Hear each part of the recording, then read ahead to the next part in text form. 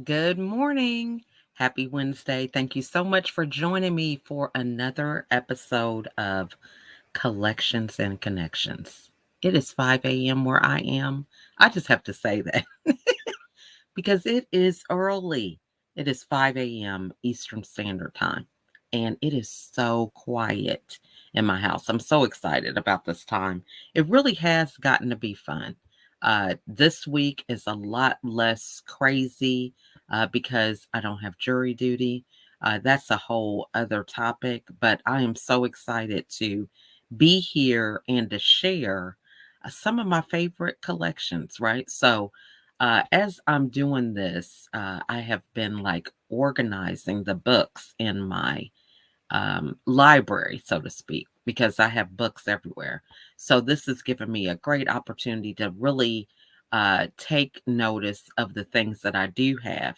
There are so many times that people mention books, and it's like, I think I've seen that book before. I have it somewhere. And needless to say, it's something else that I end up picking up. There's several books that I have more than one of. And so my plan for that is to host book studies and gift them to the co-hosts or even to some of my clients because reading is so important, and I'm finding this during this time as I'm doing this study. If you have children, a lot of times in the summers the libraries will have different activities or themes related to something that they want to focus on during the summer with the kids, and they lead up to reading so much stuff and then they get a reward. Some libraries give away iPads or certain things over time just to get back into the love of reading for the youth.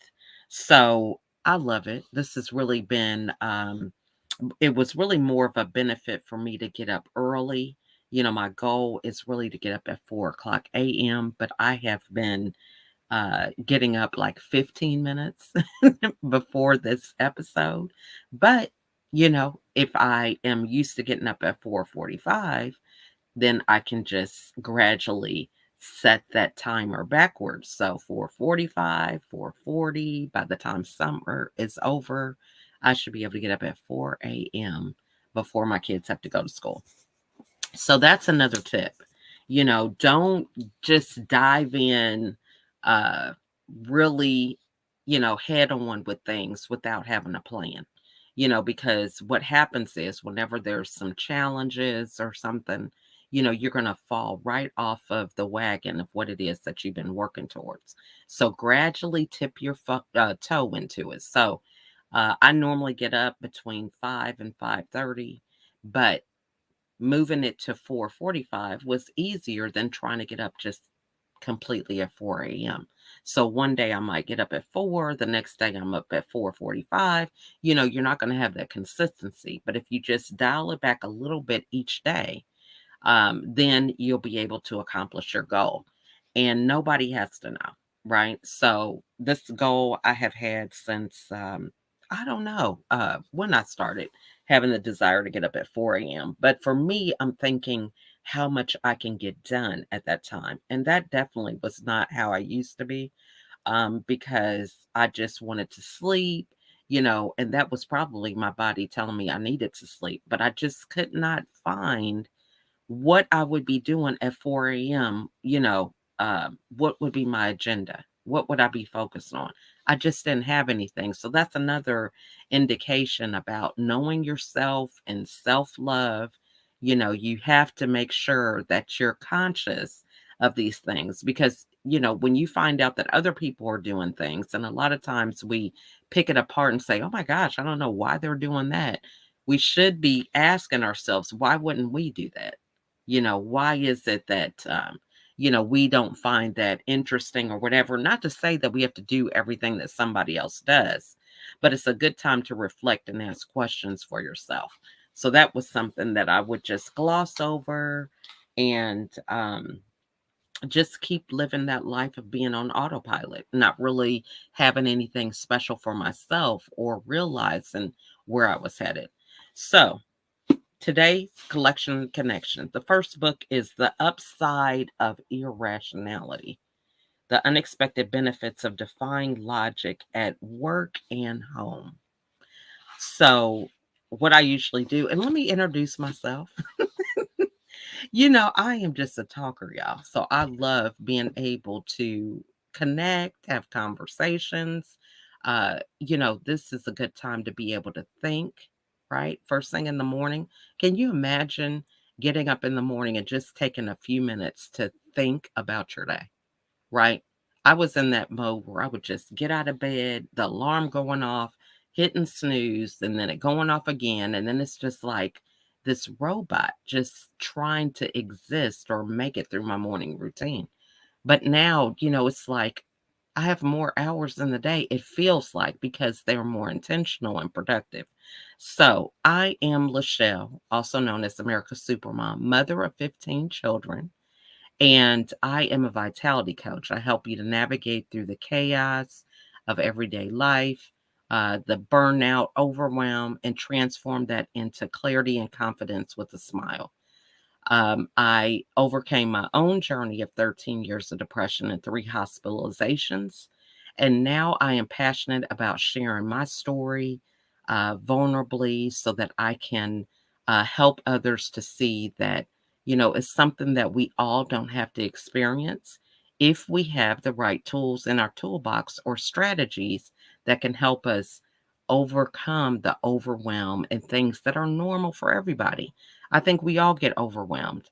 I think back to childbirth, and that is something that it's a beautiful experience. However, it is nerve-wracking, especially as you go into labor. You don't know where you're going to be when your water breaks, and you just never know what is going to happen. So, I would never watch those baby shows, and even now I still don't watch them because it's like, it's scripted. That's another thing about TV. You find that out, at least I did, being on the other side.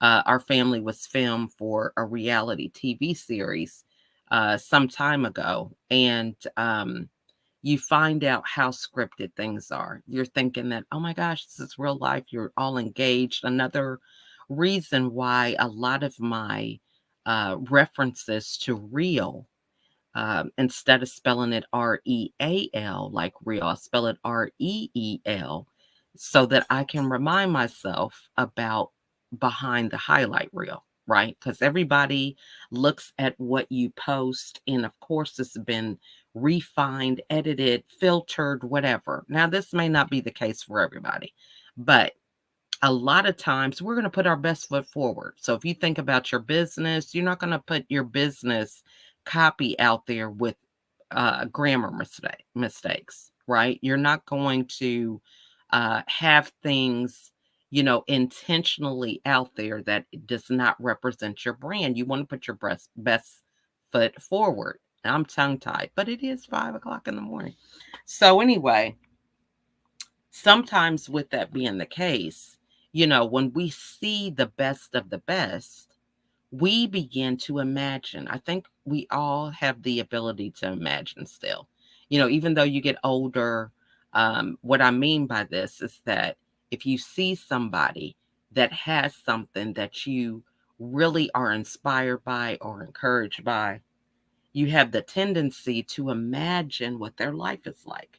You don't have any of the facts, you just see a glimpse, and you create this whole story without even having the facts. It really is a make believe story that we attach ourselves to. However, that's not factual. And so what happens is we believe this to be fact because we have one simple um, glimpse into their life, and then we begin to put ourselves down. Why am I not where they're at and everything? But you don't even know where they're at, right? So don't know how I got off on that tangent, but that's the whole thing behind highlight reels, right? Really asking questions and figuring out, is that where I want to be? How did they get there? These are the things that are important so that you can have some realistic expectations for yourself. So the first book is The Upside of Irrationality. And I'm talking about um, a rational perspective here. So I'm just going to read like a quick little excerpt. And then if you want to get the book, all these books are available on my Amazon store. All right. So, from a rational perspective, we should make only decisions that are in our best interest. Should is the operative word here.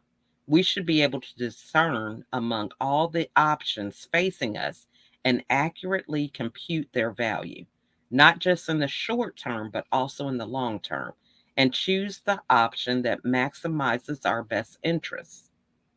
If we are faced with a dilemma of any sort, we should be able to see the situation clearly without prejudice, and we should assess pros and cons as objectively as if we are comparing different types of laptops. Okay, so one of the things I think that's really important in this passage is having options, right? Having options is so important. And the more options, the better. Now, they say that if you are um, putting something out there for your clients, for example, or leads, they say that, if you give people too many options, they get overwhelmed and they don't do anything, right? So, that's one thing. But if you're making decisions for yourself, this is for your business or something short term or long term, the more options gives you the opportunity to not get married to the outcomes, right? Now, by not being married to the outcomes is understanding that there's an abundance of options and different ways that things can work out. There's not just one way to do something. Now, for me, this was important in my journey because I was a high achiever all during my academic career. And I got this whole mindset to believe that, yes, you could do things well and you can get rewarded and have the attention and everything. But, it was scarcity because I believe there were only so many people at the top. So if you go to a graduation, you only have one valedictorian and one salutatorian. Now, sometimes you might have somebody more, because of the grade point average or something, but for the most part, it's only two positions, right? Then you have the people that receive honors or cords or something. There's not everybody in the class who gets that. There's only a few. So there are instances when you see a dividing line with those that are at the top and those that are just average, right? It's not a lot of people at the top. So that's really a scarcity mindset. So when you have a lot of options, it helps you to not be so committed to your way being the right way, or just the idea that you only get one perspective, right? So, one of the things that helped my husband and I when we started uh, paying cash for things was deciding, three different places that we wanted to buy something from. Now this really helps you to kind of gauge your energy, because you might look up and say, "Oh my gosh, I want a new TV." They've got this TV that comes out that, warms your food or whatever. I'm just saying, with technology, it's crazy. We got all kind of stuff going on. They call it the smart TV, but it doesn't warm your food. But I'm just saying, if it's something magical like that, right? um you want to say, "Oh, I want that," right? And the thing that kind of helped us to pipe that down a little bit was getting different prices from three different places. Now, sometimes you're like, "Oh, I only saw it in two places," or whatever. But the more options that you put in front of you, you're able to really think, is this really something I want to buy? Once I spend this money, I'm not going to have it for X. And is this really where I'm headed? A lot of times when you're getting these estimates or doing your research, it's helping you to take your emotion out of it. And you're looking at the features and benefits. You're looking at the end costs. Yes, it might be on sale, but what is this going to cost me in the long run? Heard this really great speech by Jim Rohn. And he talked about a guy who had purchased a TV. I think he had got it on sale. And so Jim Rohn said, wow, um, that TV is costing you, I don't know, I think he might have said like $5,000 or something. And the guy said, no, no, I got it for like 300. It's really good. And he said, well, if you factor in the hours that you're watching that TV and you're not doing your business, it's really costing you like $5,000. And so the guy just had never thought about it like that.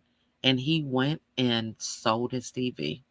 He was so excited about this purchase, but he sold it because he was spending those hours watching that TV and not working on his business. It was a distraction, but it was an expensive distraction that nobody put in his house. He put it in there himself. So that's a little food for thought for you guys.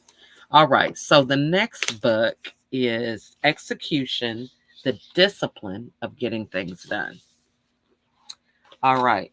I don't read the titles of the authors because um sometimes I can't pronounce it, right? And so I don't like to mess up people's names. That's just a thing of mine.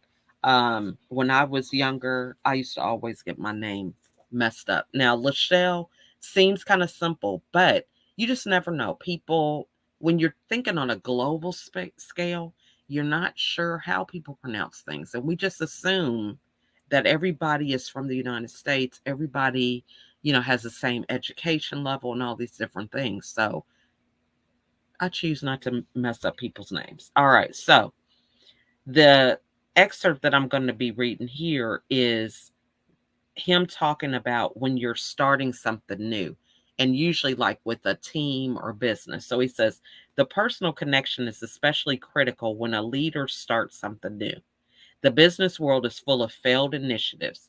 Good, important ideas get launched with much fanfare, but 6 months or a year later, they're dead in the water and are abandoned and unworkable. Why? Down in the organization, the managers feel the last thing they need is one more time consuming project of uncertain merit and outcomes, so they blow it off. This too will pass, they say, just like the last bright idea of the month. Result, the company wastes time, money, and energy, and the leader loses credibility, usually without realizing that the failure is a personal indictment. The leader's personal involvement, understanding, and commitment are necessary to overcome this passive or, in many cases, active resistance. Okay, she has not only to announce the initiative, but to define it clearly and define its importance to the organization. All right. So if people don't have clarity, this is really where problems lie, because it's important to be connected to whatever it is that you're doing. Ideas just don't have a life of their own. It has to have intention and focus, attention, right? All these different things need to be present. But if we're not connected to what it is that we are trying to express, or it's clear for the people that are going to be doing a job, right? So if I say, oh, I want this house clean, again, we're thinking that everybody thinks like us. Everybody has the same subjective level of what clean means to them. But if I have a picture and say, now this is what I want the bed to look like this. I want the bathroom to look like this. This was something that we would do with our kids when they were younger. We would take them in the bathroom and we would show them how we wanted the bathroom to look. And we even would have pictures. So when they got done with their chores, sometimes we would have them put in the group chat so that we could see that the chore was done if we're not able to check it ourselves. But what was that doing? That was also showing other people who didn't have that chore what the level of expectation was. So a lot of times people are overwhelmed. They can't do what you want them to do because they don't have clarity. They don't have a picture of what it's supposed to look like. And so when you're dealing with people that have less experience, they may not have that understanding, or their perspective of what clean looks like to them is different than yours. Maybe they didn't have cleaning supplies. And so they would just be limited with certain things. And so their level of clean was different than yours. I'm just using that as an example. So it really is important for us to be fair with everyone and have specific ideas of what that looks like. Okay. When it comes to our goal. The last book is Money Isn't Everything: 1,001 Ways, Low Cost Ideas, Proven Strategies to Reward Employees. And so you've got achievement awards, contest, time off, case studies, praise. All right. So here's the front of the book. And this is beat up. This is something that I've had. I think I've had several copies of these. Now, I love this book because this is all about rewards, and it doesn't have to be just for your people at work. You can use this with your kids, maybe certain collaborations that you're with, your clients, right? So, non monetary awards. I just wanted to read this section because everybody focuses on money. And the reason why I was attracted to this book was one of the first jobs that I had uh, after graduating college was I worked for a greeting card company, and it was called Sunrise Greetings. And so we were uh, telemarketers that actually we had clients online. We talked to them online way before, a lot of this online stuff is going on like it is now, right? So what we had field reps who were actually in the field. They would call on hotels, uh, convenience stores, you name it, any kind of establishment that was retail that had any traffic, and they would set up greeting card little spindles. So, like if you've ever been to UPS or sometimes even the post office, it's like this little miniature rack that would have greeting cards, in case you forgot to put something in some of your packages or something. Well, we would have these at different places, outside of like grocery stores, we had those as well. Well, anyway, we would have the field reps, and then we also had the reps who would call. We were the ones that would call and get their reorders. So when reorders would come in, it was just really great. We would be given a quota every week that we had to accomplish. And if you made that quota, there were gifts that they would give us that were non monetary. We used to get these things called telebucks. So telebucks worked out where every buck equaled an hour off work with pay. So if you accomplish your goal, you're not really competing with anybody else. You were able to have your own goals. And for me, it worked out really well. So we had our first child when I was working there. And I found out actually before I started working there that I was expecting our second child. And so I was working there, expecting and everything, doing this job. Well, I took off for having the baby and everything. I was able to take a lot of time off because I'd accumulated a lot of this time off with these telebucks and everything.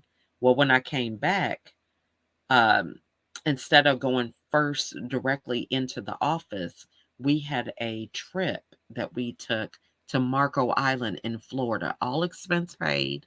We were there for, I believe it was a week, and right on the beach. I mean, it was phenomenal. I might have some pictures that I can post in the comments of this, but all that to say that it was a non-monetary award. Now, it ended up being money for me because I was able to take time off, but they didn't have to come out of pocket, per se, with giving me cash right then and there. So some of the non-monetary rewards, and these are some good ideas for you to think about for your kids. Like I said, it could be with anybody.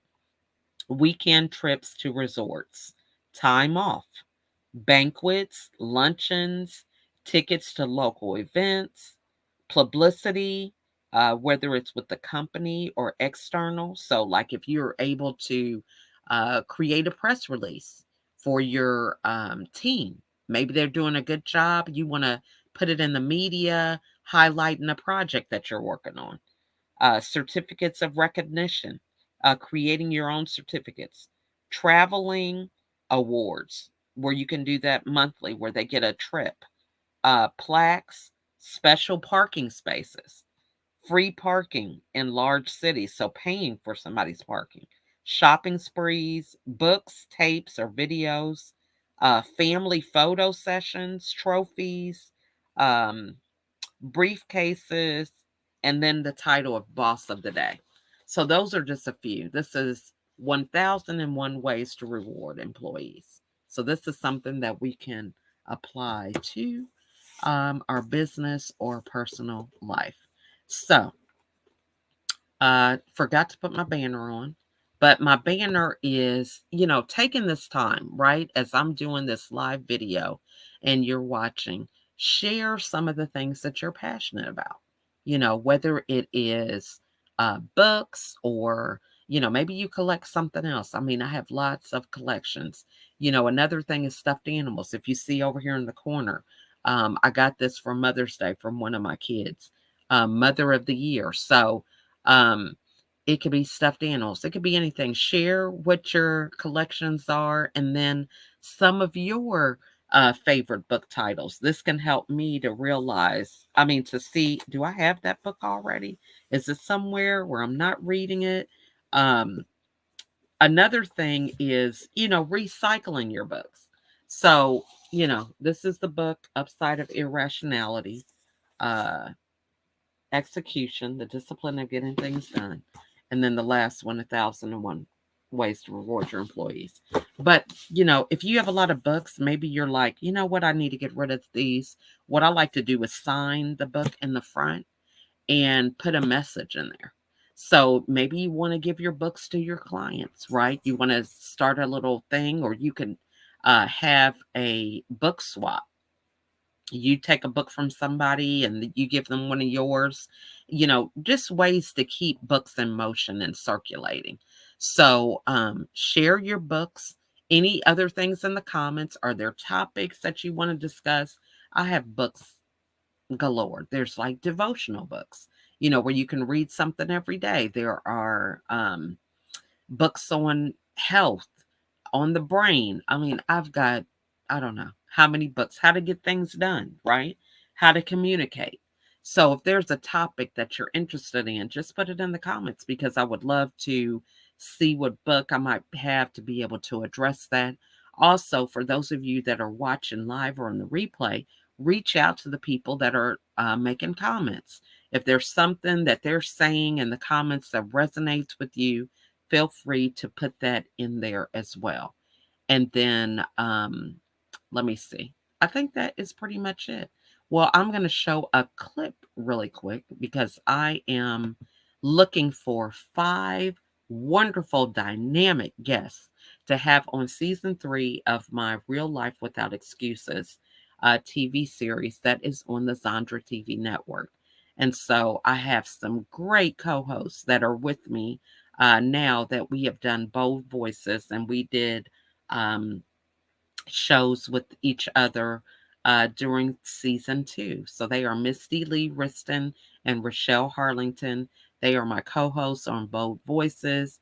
We have created this platform and panel in a community on LinkedIn, all from being guests on a TV show. So I'm looking for season 3 guests. And so I'm going to turn on this little background music. It's just, you got to love the things that come up here.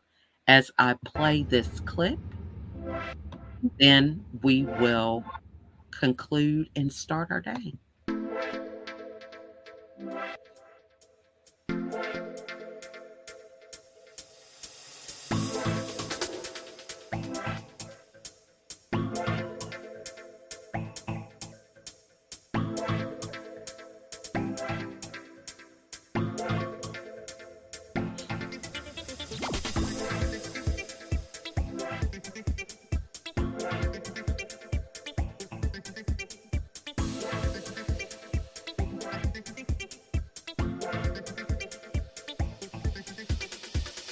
There you have it.